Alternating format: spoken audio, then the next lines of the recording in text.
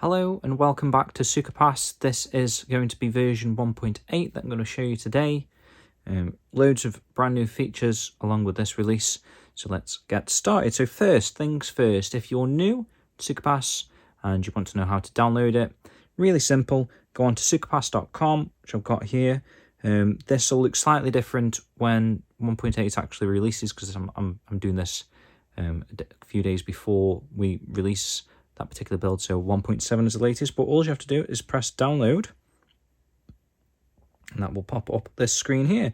So if you are using an iOS device such as an iPad like I'm using here, you want to be pressing the available on Apple Test Flight button, which will load Test Flight. If you haven't got Test Flight, it's going to go to the App Store and tell you to download Apple's own Test Flight. And then once you've downloaded that, this should automatically pop up and it'll just come up with Suka, accept this particular release, and you can install very, very simply, just like that. It's going to download now and we're going to get in there. And just while that downloads, I'll show you, you can also press Google Play if you've got an Android device, or you can just literally just go straight onto the Google Play store on your device and search for Suka there. So let's open the app up and get going. So this is going to try and download any updates to the music library, depending on when you last opened Suka. If stuff needs installing like this, it's going to be downloading a little bit of data there. It won't take too long at all.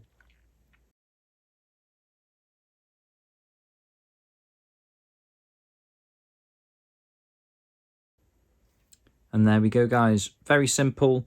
Just going to update all your images and music files since the last update.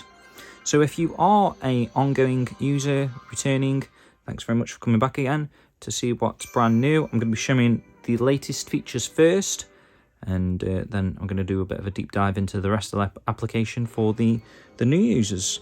So this is a testing alert only. I'm going to say clear all on that actually, so we can get all the pop-ups and stuff just to show you. So obviously the latest section to the application is network ranking. Now I'm going to show you what that is in a moment, but basically the online passport, Shenmue passport, the online servers went offline, just over 20 years ago now, 2001, 2002-ish, and obviously the high scores and the rankings, the online rankings, went with them. So this is the familiar circle menu, Nozomi in the middle. Nice animation there. So we're going to go straight into the network rankings. And I'm going to continue what I was about to say there. So basically, this section compiles or archives all of the scores of the top scorers who played Shenmue back in the day. So these are, like I say, archival. Just turn that down slightly. These are archival scores from back in the day. Worldwide, I'll show you in a moment. So we've got all the events here that you could take part in back in the day and get a high score in. So space area. Basically, you've got the top 100 worldwide scores there. See if you can beat some of these scores, guys. See if you can actually get into the top 100 in 2022. That would be pretty cool. We are planning to somehow implement a submit your score feature in the future. So yeah, I mean, practice. You can also send videos or screenshots or whatever of you actually getting a particular high score in one of these events, and we might use it in the future and maybe do a bit of a Suka rankings list. Would be pretty cool. So here's the high score. Press the top one, Rio. We got loads of like neat little voice work that obviously wasn't back in the day. The background music, the layout of the menu here is very much a replication of how these sections used to look back in the day, but obviously we've gone above and beyond and added our own extra little neat touches. So space area, hang on. Again, self-explanatory, all the scores for hang on. Oops, press back there. All the scores for darts. All the scores for Excite, QTE.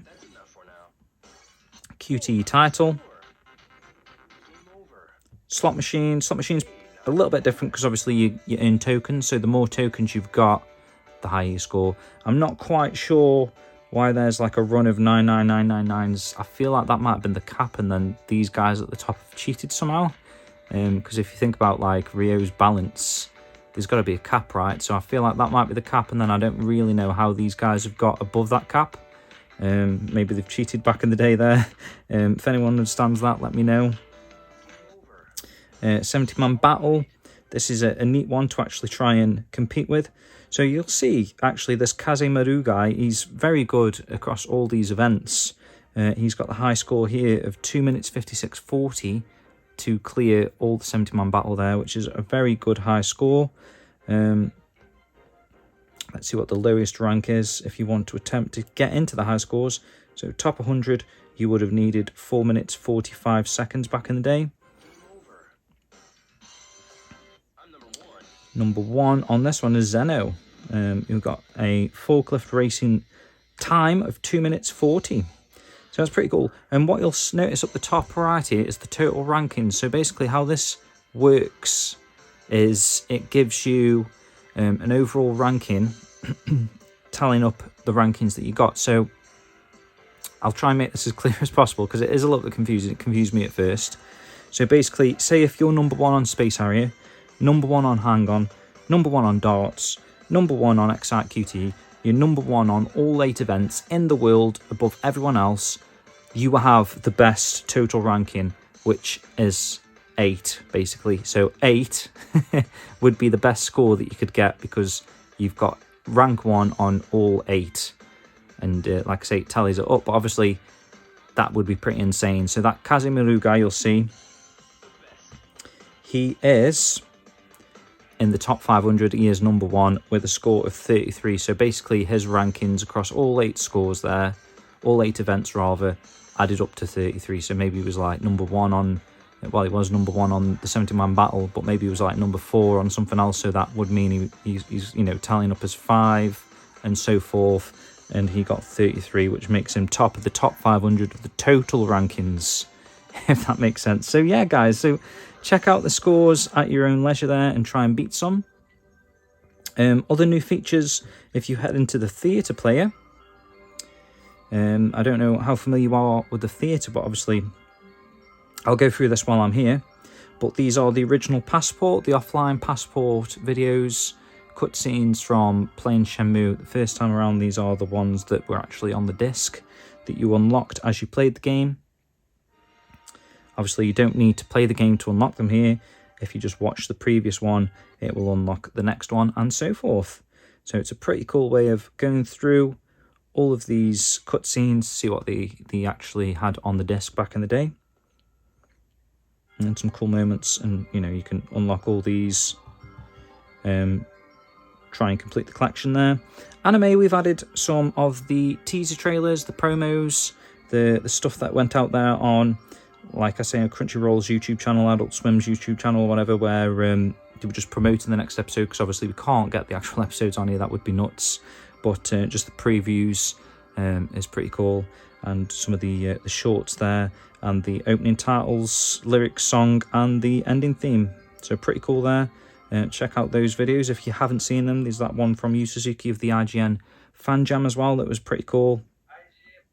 Nice little video of Yu Suzuki. And so yeah, so the new stuff is in the beta section here. We've added the Project Berkeley CGI trailer, which thanks to Chow,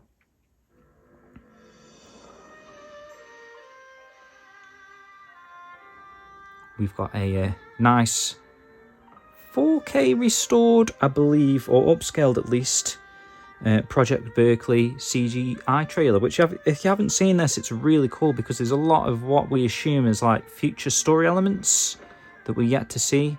Really cool trailer, and the upscale actually looks pretty good. I mean, obviously it's been compressed to play within the app so speedily, so you sort of up res to down res, but it still looks great. It looks a lot better than what we had back in the day on the actual Project Berkeley disc. So again, thanks to Chow for that. I'll link his YouTube channel in the description below if you're interested in watching his video or his channel there.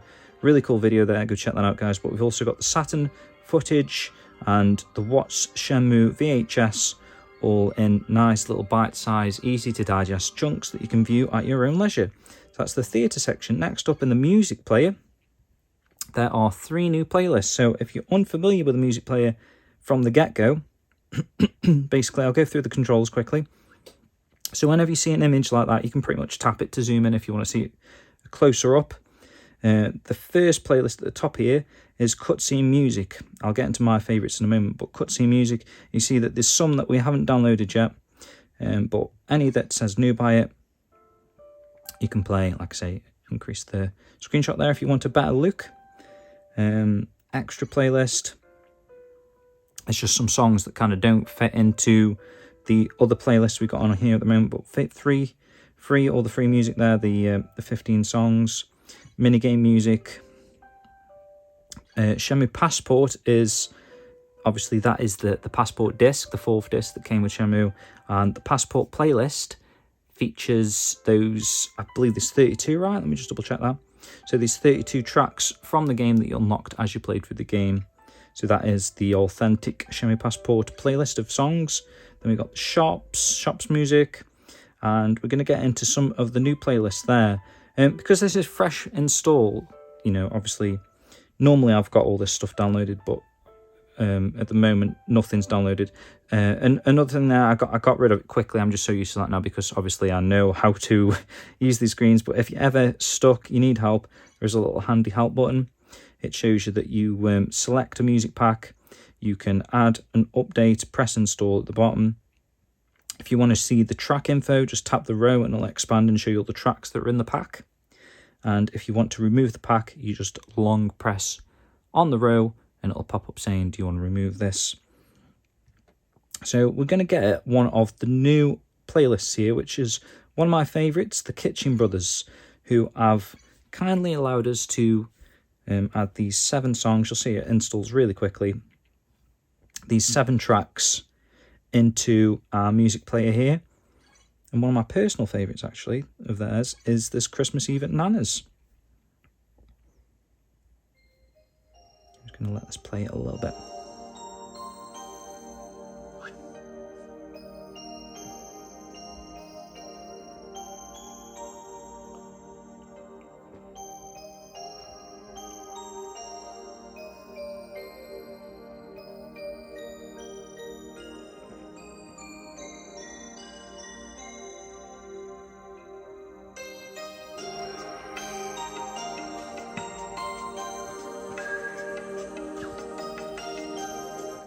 So as you can hear there, it's very, very authentic Shenmue music. You would believe, actually, that it was original Shenmue music, but believe it or not, Kitchen Brothers have made this from scratch using the original equipment that the sound dev teams or whatever, the sound people, producers used for Shenmue back in the day. They've actually acquired, not the official original music equipment, but obviously, you know, Sony model, whatever, they've gone out of the way and acquired those pieces of equipment so that they can kind of create these Shenmue sounds.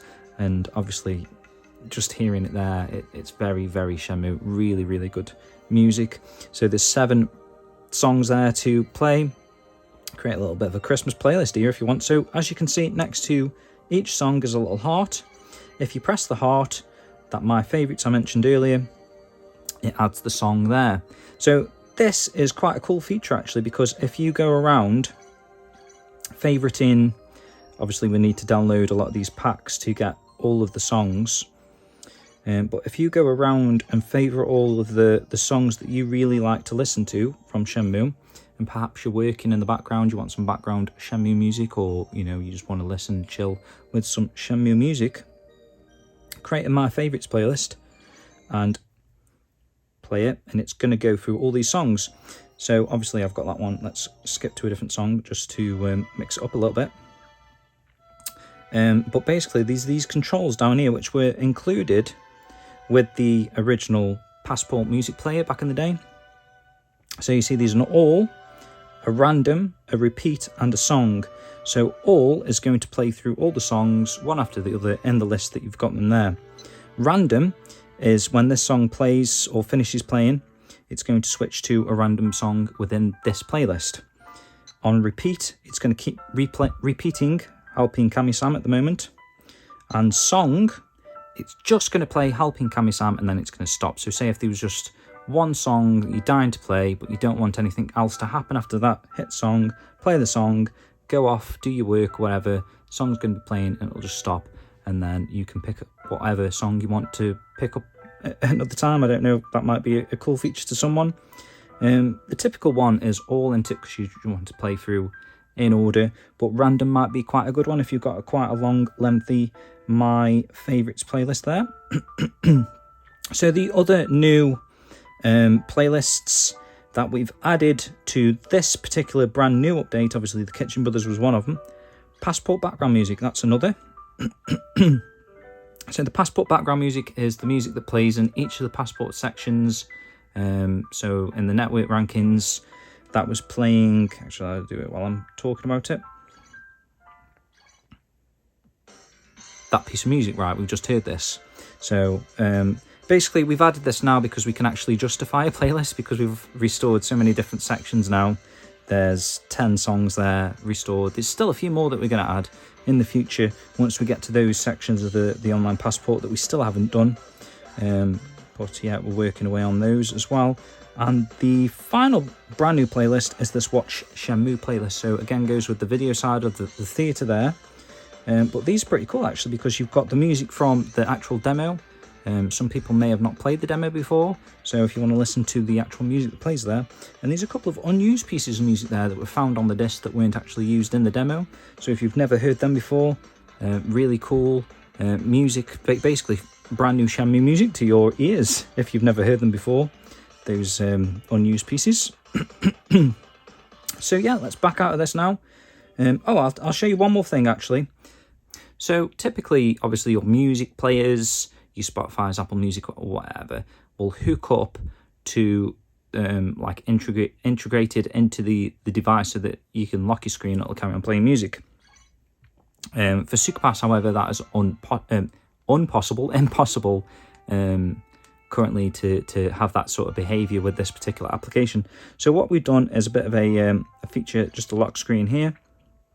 So say if you were using this on your phone device in your pocket, you want to listen to some Shenmue music, hit the little lock button there, and obviously the screen is locked, so if it's slapping away in your pocket, on against your leg or whatever, it's not going to skip song. It'll go through your favourite playlist or whatever in a random order or whatever you're going to do, and then obviously when you want to, you can just swipe to unlock it.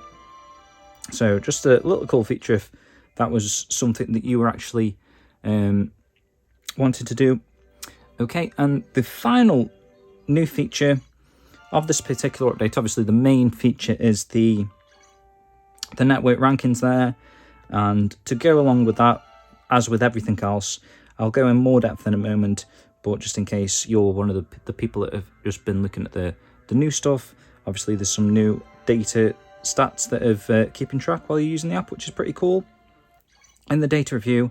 And we've got a brand new nazomis message that is literally just the patch notes there. So if you are an ongoing user, Suka Pass, you want to get stuck in now that you've seen the new stuff, there you go guys, enjoy. But if you are a new user or you're just interested in seeing what I've got to say about the rest of the application here, let's go back into a few things now. Okay, I'll start with that then. So urgent messages. So topics are something that we're going to work on a little bit later, but updates is where we keep all of the latest patch notes or updates or whatever you want to call them from each of the releases of Suka Pass. Nice, pretty cool way of displaying the messages there. I don't know if you've ever used the online passport back in the day, 20 odd years ago. Obviously a lot of this might be nostalgic for you. Suka Pass, we've kind of like had our own take on a lot of these things, so you'll see like the layouts are exactly the same, but obviously the updates back in the day were I'm not even sure what they did. Maybe they were updating on information on the servers or whatever. We're kind of doing the same thing with Suka Pass, the application. Next up, I want to show you probably the biggest feature of the entire application, Shenmue World. So you see these 3 different options here. You've got profiles, places, and all move scrolls. Now this is your Passport bread and butter. This is why Passport was amazing back in the day, because obviously you could get your strategy guides, you could go off and try and find bits and bobs of information yourself, but the Passport was like your official repository of amazing extra background lore and information on the entirety of Shenmue's world, which is really cool. So we'll go into the profile section first, and it's pretty mind-blowing really. All 337 characters, I believe. They've all got their own backstory, believe it or not. So you can see this is just on the everyone filter there. So while you're on the everyone filter, we could just scroll through for ages.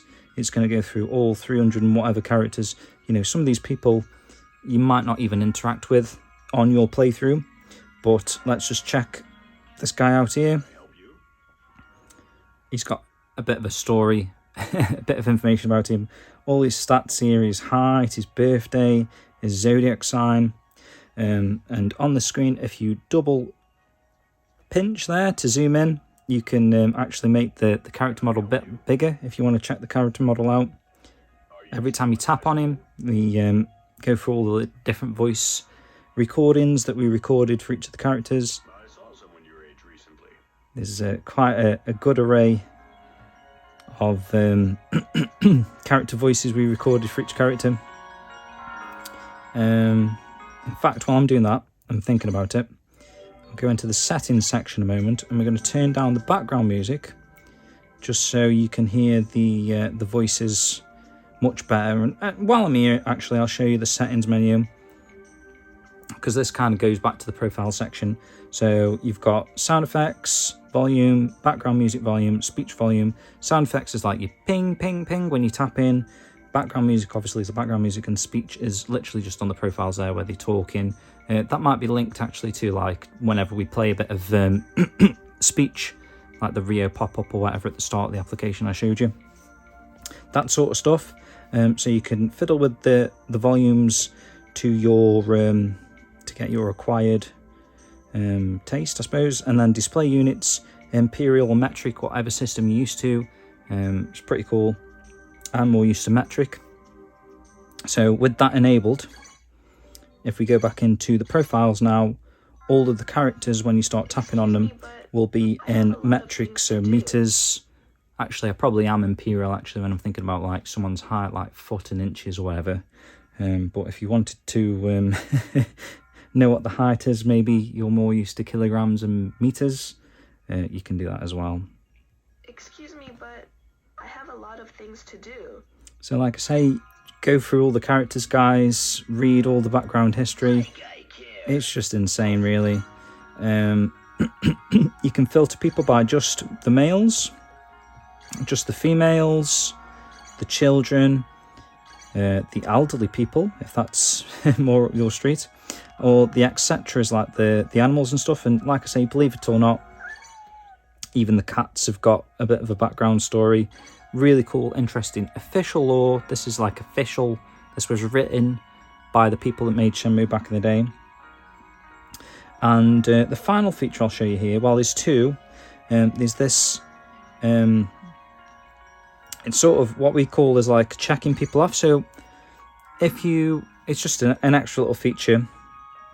If you want to play along with your playthrough of Shenmue, so say if you're just picking up Shenmue, you're getting into it, every time you bump into a character or talk to them or something, maybe you want to check them off, or maybe you want to use this for keeping note of which character's background lore or history you've read, and you want to go through all of them, but obviously 337 is a lot to get through. When you go on that now, these are the characters that you haven't met yet, basically, or the characters that you haven't read the history on. So you see these 322 results now, because those are the ones that I've checked off. So yeah, just a few different features going on there. You can even search, so say let's search for Nozomi, search, Nozomi pops up, and also all these other characters are popping up in the Nozomi search results because the search is within the descriptions of the characters. So Nozomi obviously is Nozomi, but Rio pops up because it probably mentions Nozomi in this description here. So you go Ine. I'm sure Ine-san would pop up there, and quite a few others. It depends on what's in there. If these are like a combination of Ine and the description for the characters or the background history. Next up is places. It's probably my favourite aspect of the application. It was quite hard to do this back in the day. As you'll see, there's a lot of detail that we went into when designing this. So depending on, you've got all the maps here, all the areas. So Hazuki Residence, Yamanose, Sakuragaoka, Dobuita, and the harbour. And you'll notice you can double finger pinch to zoom in and out of the map. And all of these question marks are a particular place on the map. So let's try this one. So this is the wharf entrance. You can tap there to get a bigger view of the image. We've also got the Dreamcast swirl there to get the original Dreamcast shot that was included. This is straight from the passport, and I went out my way to try and get like a HD using the Shenmue 1 and 2 HD collection, try and get the exact same shot as best as I could. Again, we've got some background lore, official again, so really cool to read these official bits of information on each of these points of interest within these maps. So Warehouse 18, again, blow the image up there, really cool, a lot of information there. And if there's any character that we felt like was linked to this particular location, we've added them as an easy way to get their profile up. So obviously Shozu Mizuki here, the homeless guy, he's always hanging around Warehouse 18. Another cool aspect of detail that we went into is depending where you are on the map that you select one of these options, we've added some ambience in the background. So see if you can hear the difference. So it has to be like not a shop. So that's a shop. Hang on, let me try and find somewhere that's like outside, like the produce shop. So you can hear there's a bit of ambience in the background. Because we're quite close to the tomato convenience store, you can hear the outdoor sort of tomato convenience music going on in the background. There might be bikes and people walking past, doors opening and shutting. Oh, you heard the clapping there of the Yoshi guy, whatever his name is, or Ayui-san. And then further down here, for example, maybe the tobacco shop. Different ambience. So as you're reading this bit of information, you can get your head space, you can picture where you are, you can hear the buzz, because you're right next to the bus stop, aren't you, at the tobacco store. There's the buzz pulling up. I just think it's really cool how we've got this sort of like atmospheric music going on with these locations, something that I'm personally quite proud of. We've added the opening hours for certain shops there if you're interested, if you didn't realise. Some of the shops opening and closing for the bakery. Again, different. You can hear the guy sweeping. Can you hear this? I just like it, man. I just think it's really cool. And we've done that for all of the maps. So yeah, again, another thing that you can do at your own leisure, reading up on bits and bobs. Perhaps you want to read up on a little bit of information on the basement. And again, we've got the music there that fits the location that you're at. The Dreamcast image and the updated HD image. And another cool feature, I'll show you this while we're here. You may have noticed this little camera icon that I have moved around a couple of times. If it ever is in the way, it's just a touch and drag sort of aspect. You tap it, it creates...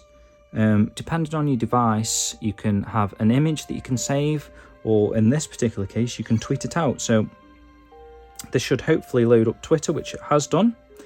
This is currently my wife's iPad, so I've got my wife's account here. But what it also does is it adds extra information to your tweet. So you could literally just snap a shot and tweet it as is. And here's the official law about the basement location in Shenmue. And there's the screenshot that goes with it, and you can tweet that out. It's just pretty much, it's really insane actually how it's all linked together. Let's see if I take a photograph of Sakuroka. I'm pretty sure it'll say, yeah, the Sakuroka map from the original passport. This map and the others can be viewed in Suka Pass. So really cool if you want to ever tweet out an image of something that you found cool that was on Suka Pass, perhaps a character's profile. Let's say you're a big fan of Yamagishi-san, or Yamagishi-san, sorry, let me just press on that there. I'll teach you right here, right now. You want to share that information about his background story, is the character profile of Shiego Yamagishi-san in Shenmue. I always have to add san, it's just so used to saying, well, I'm so used to saying Yamagishi-san because that's how Corey was pronouncing it. Obviously it's Yamagishi. Next up, the all move scroll. Again, it's insane really. Each move in the game has its own, I mean, look how long that is. That's like background lore information on this particular move. And there was actually a post. Was it Switch did a post recently, or someone did something? Was it Switch? It might be Switch. But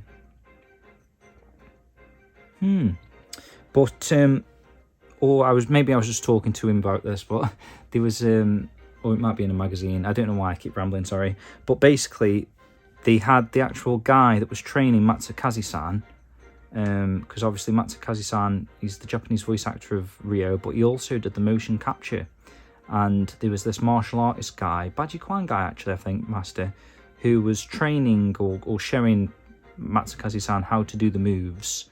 And I believe, from the way it was written and whatever I was reading, my memory's shocking, but I believe that master wrote about each of these moves. So this could literally be the information that he wrote about. So the Tiger Knuckle is a punch aimed at the Jinju, a pressure point located between the nose and the mouth. The Hazuki style is a martial art style that dates back to the time that the Warring States era, which focused its move for hand-to-hand combat against warriors that wore body armour. Because of the movement restrictions arising from wearing armour, Warring States era hand-to-hand combat moves appear very different from those of contemporary martial arts such as Kendo or Judo. So yeah, very interesting information there. Like I say, it could be written by an actual Bajikwan martial artist. All of the moves are there. Some moves you might notice there's like a little, like a power up button. That is actually here. So if you tap that, you may notice it when you were playing the game, but some moves have got like an advanced animation. So when Ryo first starts, that's his pit blow animation. When you keep practicing, say in the training in the car park or whatever, once it reaches advanced level, Ryo's animation changes as well because he's got more proficient at that particular move. So that's what's going on there.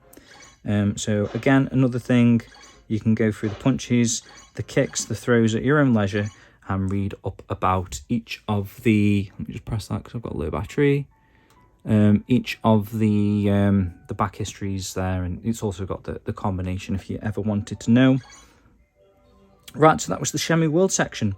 Next up, Nozomi's messages. This is a pretty cool one. If there's anything I can do, be sure to let me know. So Nozomi's messages, back in the day, it had some extra information on various, well, it says here, various people, places, and things within the world of Shenmue. So these are all the sections. Again, you've got each of the locations there and some plot spoilers. So for the Hazuki residence, we've got information on the cherry tree, the dojo. I mean, this was like, honestly, the original Shenmue devs or whatever, whoever wrote all this passport stuff went above and beyond, because we've already had like information on Ine-san, but then this is just like general information on Ine-san. So if you've ever wondered what her role is, it says right here, Ryo lost his mother when he was very young, so Ine-san is like a mother to him. She has been with the Hazuki household for 15 years and now is an indispensable part of the family. She is a hard worker and a superb cook. She occasionally teaches me some of her recipes, you know, because this is from the point of view of Nozomi. This was unlocked like this, like literally from back in the day. The clues section is for players that were finding Shenmue, quite tough. I don't know who they were, but if you ever got stuck in the game, you didn't know who to speak to or where to go, this is where you could have gone if you didn't know. So, you know, when your notebook updates, Rio's goal changes. You don't actually know what goal you're on to a certain extent. It's like that's stuff that's working in the background, but obviously you'll know kind of where you are in the storyline from what characters are saying to you, from what your latest entry in the notebook was like, oh, I need to go speak to Chinese people, or, you know, that sort of thing. So these were the goals. So goal 1 was searching for clues of the incident. So obviously Rio's father dies, and then Rio's, once you get control of Rio, this is his first goal. Searching for the men in black suits, visiting Yamagishi-san, searching for the black car, going to talk to Tom, searching for people from China, etc., etc. Throughout the game there, as Rio learns from the NPCs that he talks to, and he updates his notebook and he gets more leads, this sort of stuff. This was the goal that he was on. So if you ever did get stuck and this was the goal that you got stuck on, or I don't know where to go, who do I speak to for speaking to the Chinese people? You could come here and get a clue. You're looking for information about Chinese people, right? Well, there are a lot of people from China in this town. You'll have to start by asking around and finding the person who knows the most. There can't be too many people who are really knowledgeable. I know it's not easy, but if you keep asking around, you'll find someone. So then she's kind of just saying, just keep going, keep talking, and eventually you'll find someone. But if you're still stuck, clue 2, you're looking for information about Chinese people, right? Well, why don't you go to the Chinese restaurant Ajiichi? Of all the Chinese people I know, I think Tao-san there knows the most about Chinese people. I heard that there's a group called the Debuita Chinese Association, and Tao-san is the chairman, so if you ask him, you'll find out everything you need to know about Chinese people in Debuita. So yeah, she's literally just gave you where you need to go next, which is Tao-san. And again, just a really cool section. It's nice to restore this as well. All official stuff, all translated by Switch. Amazing to read this stuff after like 20 odd years. I'm going quick because my battery's low, by the way, guys, and also it's gonna be a really shit long video, so I'm going to try and speed up a bit now. So information, again, kind of like the theatre, these are videos. So if you remember, some of the early promotional footage of Shenmue was like these really high-res character models talking about aspects of the game, and this is what we've got here. These are those character information videos from back in the day. This is Nozomi's, who's going to talk about mini-games. There you go. Also, if you press the little question mark, it just tells you, in case you forgot who this is Nozomi, of course, if you didn't know. But one character you might not be aware of, actually, is Shuing, who's popped up here. Yeah, Shuing had her own little telling you about stuff that's going on in Shenmue 1, actually. And this is really cool, actually. It's Shuing's room, actually, which is crazy that this was in the original Shenmue. You can see it in the background here. You can use flashlights and candles for light, but you must use them sparingly. It's actually a different character, voice actor as well. It's not Liesl Wilkerson. There are also martial arts scrolls, but you can't master a new move. So that's the information section.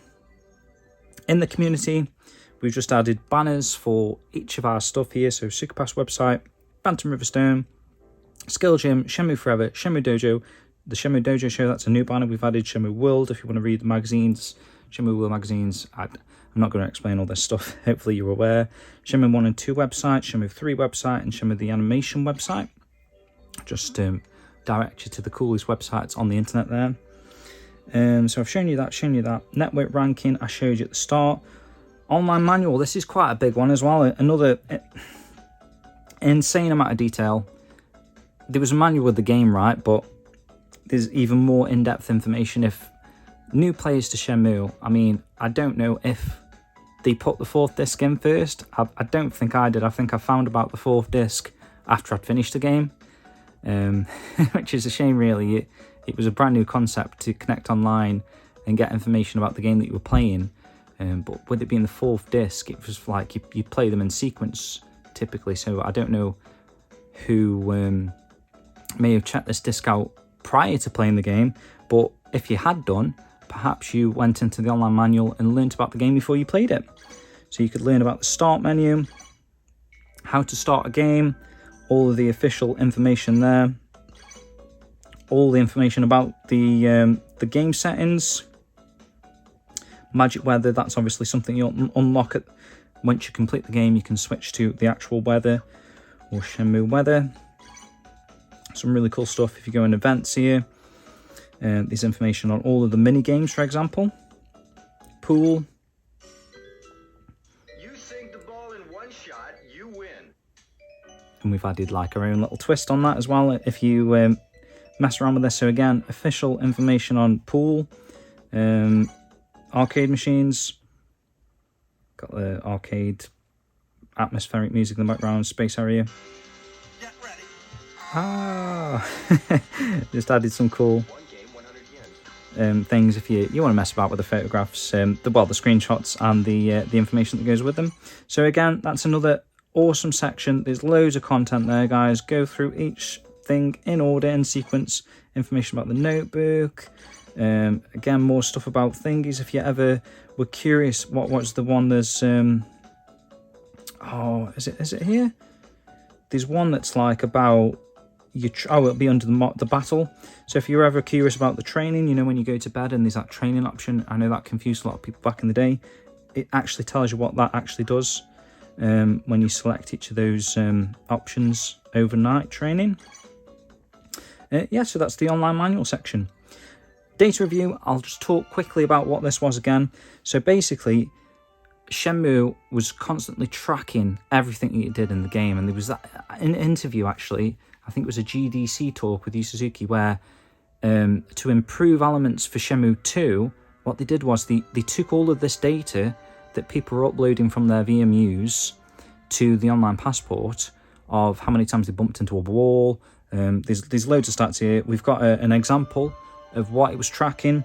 So your overall time, gameplay time in the game, what your current quest was, how much money you had, how many times you'd saved within your playthrough, how many times you've opened your notebook or conversations. Just insane amount of information here. There's so much. How many times you've lost in a battle, how many times you've won, high scores on games. All this stuff was tracking. How many of each capsule toy, how many tokens on the slot machines.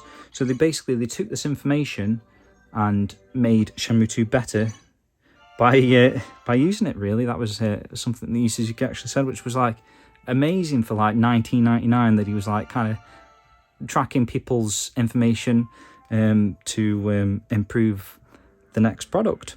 And Suka Pass, we've just done our own little twist on that. So whatever you're using within the app, so you can see we've only just started, because this is a fresh download, we've only just started with the music player, but it'll tell you how many times you've listened to a track, how many options we changed when we went through the options there, like the random or whatever. So there's just some cool, just fun little stats, really, like in the places when we were opening the different locations. I viewed 4 in Debuita, there's 45 overall. So yeah, you could complete your stats there, unlock all the places stats there. is another extra thing. I just think we've got some really cool additions here.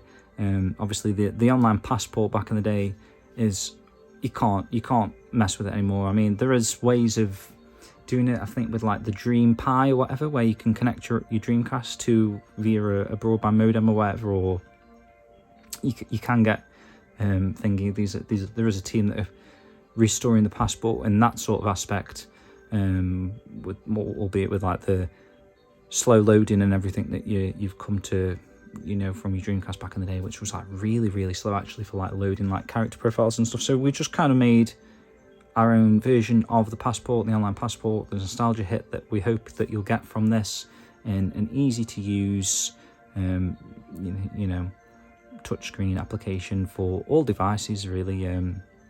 But yeah, guys, so I think that's everything.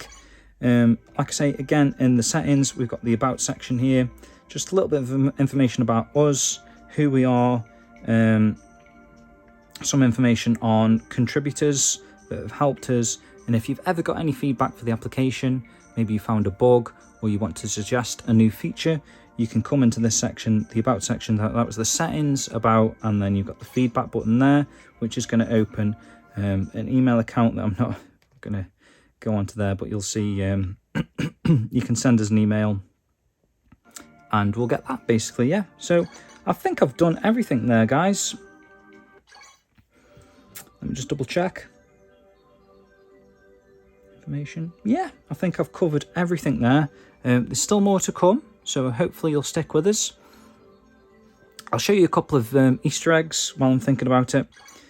So in the music, if you're not playing any songs and you press the lock screen that I showed you earlier, got a cool little Easter egg.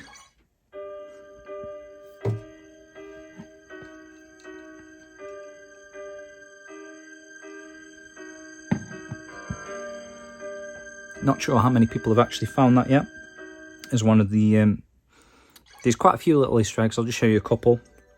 The other one is just something I just thought was quite funny. Adding, if you keep tapping Nozomi, Don't you dare lay a finger on me. she gets a bit angry. Okay, guys, so yeah, enjoy Suka Pass. Go download it right now. This is version 1.8, available over on sukapass.com via the download button.